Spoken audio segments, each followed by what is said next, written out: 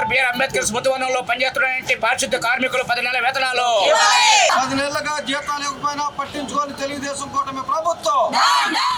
సామాజిక మహాశిల్పం దగ్గర 10 నెలల నుంచి పెండింగ్ వేతనాలు రాకుండా ఇబ్బంది పెడుతున్నటువంటి క్రమంలో మా పెండింగ్ వేతనాలు ఇవ్వండి, మా జీవితాలు కాపాడండి అని చెప్పి పారిశుద్ధ్య కార్మికులు అక్టోబర్ 3 నుంచి ఇక్కడ నిరసన వ్యక్తం చేస్తూ ఉంటే ఏ మాత్రం కూడా కూటమి ప్రభుత్వం సరైన దృష్టి పెట్టలేదు. నిన్న ఈ యొక్క కార్యక్రమంలో భాగంగా గౌరవ పర్యాటక శాఖ ప్రధాన కార్యదర్శి అజయ్ జైన్ గారు మీటింగ్ ఏర్పాటు చేసే క్రమంలో ఆ మీటింగ్ దగ్గరికి వెళ్ళి కార్మికులు సమస్యను ఎలవిస్తే ఆయన చెప్పిన మాటను ఒకసారి గుర్తు చేస్తా. ఆయన ఈ దేశంలో సర్దార్ వల్లభాయ్ విగ్రహం ఏర్పాటు చేసినట్టుగానే ఇక్కడ అంబేద్కర్ విగ్రహం ఏర్పాటు చేశాం, దీన్ని ఒక పర్యాటక హబ్ గా నిర్వహిస్తామని చెప్పారు. సంతోషమే. కానీ ఆచరణలో జరుగుతుంది ఏంటి? ఈ యొక్క స్మృతివనానికి సంబంధించి ఆర్కే ఏజెన్సీలో పనిచేస్తున్నటువంటి పారిశుద్ధ్య కార్మికులకి 10 నెలల వేతనాలు ఇవ్వకపోతే కుటుంబాలు ఎలా ఉంటాయి? ఒక రకంగా ఆర్కే ఏజెన్సీ సంబంధించి ఆడే అబద్ధాలు చూస్తే మాత్రం ఆయన వెనక కూటమి ప్రభుత్వంలో ఉన్నటువంటి పెద్దల హస్తం నుంచి అర్థమవుతా ఉంది.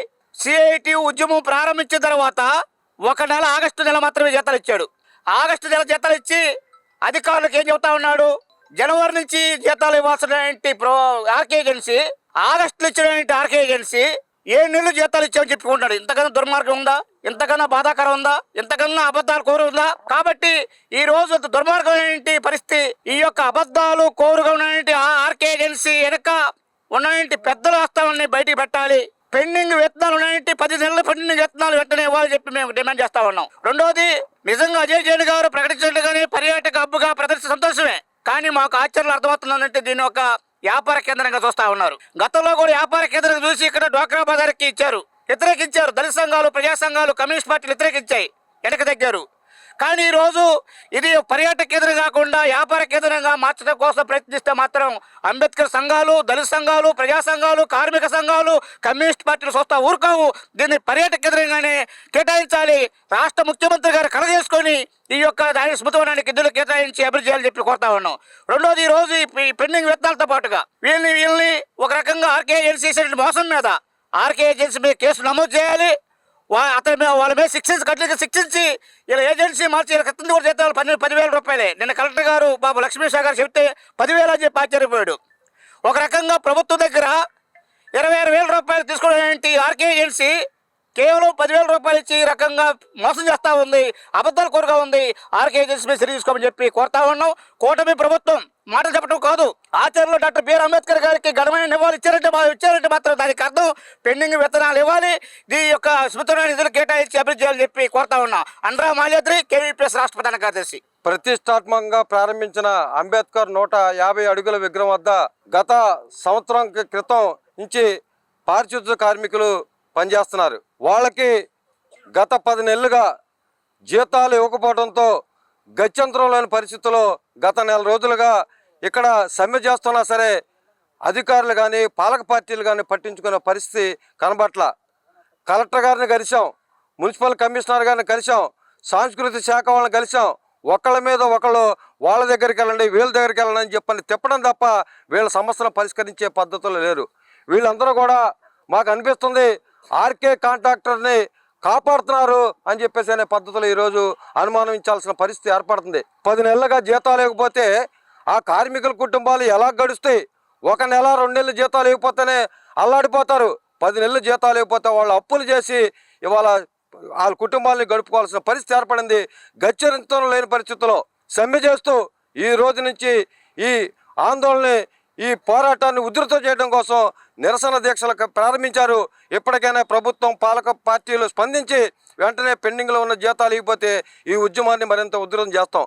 దాంతోపాటు ఇవాళ వాళ్ళకి ఇచ్చేది 10,000 రూపాయలు, కనీస వేతనం 26,000 రూపాయలు ఉంటే అవి కూడా ఇవ్వకుండా 10,000 రూపాయలు ఇస్తున్నారు. వీళ్ళకి ఈఎస్ఐ లేదు, పిఎఫ్ లేదు, వీళ్ళని ఎప్పుడు తొలగిస్తారో కూడా తెలియదు. అందుకే వీళ్ళందరినీ కూడా పర్మినెంట్ చేయాలి, ఈఎస్ఐ పిఎఫ్ సౌకర్యం కల్పించాలని చెప్పేసి అని కోరుతున్నాం. లేని పక్షంలో సిఐటియు వీళ్ళకి అండగా ఉండి వీళ్ళ సమస్య పరిష్కరించేంత వరకు కూడా వారి తరపున పోరాడతామని చెప్పేసి ఈ సందర్భంగా అధికారులకి తెలియజేస్తున్నాం. నా పేరు హరిత అండి. 10 నెలల నుంచి జీతాలు లేవండి. ఇక్కడ అడుగుతుంటేనేమో రేపేస్తాం మాపేస్తాం టైం గడుపుతున్నారే తప్ప మాకు జీతాలు ఇవ్వమంటే మాత్రం ఇవ్వట్లేదు. మేము నెల రోజులైంది ధర్నా చేయబట్టి ఇంత మట్టుకు ఆర్కే కాంట్రాక్టర్ వచ్చి మమ్మల్ని చూసిన పాపం కూడా లేదండి. ఏ మాటకు ఆ మాట సిఐటి వాళ్ళు ఉండబట్టి మాకు ఒక నెల జీతం పడింది. అది కూడా వాళ్ళ మాకు వాళ్ళు సపోర్ట్గా ఉండబట్టి మేము ఇక్కడి వరకు వచ్చాము.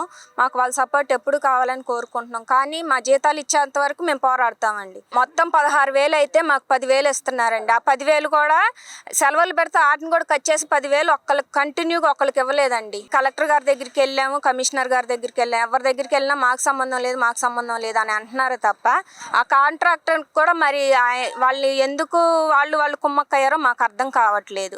మా పరిస్థితుల్ని చూస్తున్నా టీవీలో వచ్చిన న్యూస్లో వచ్చిన వైరల్ అయినా సరే మమ్మల్ని ఎవరూ పట్టించుకోవట్లేదు. మాకు 10 నెలల నుంచి జీతాలు ఇవ్వట్లేదండి.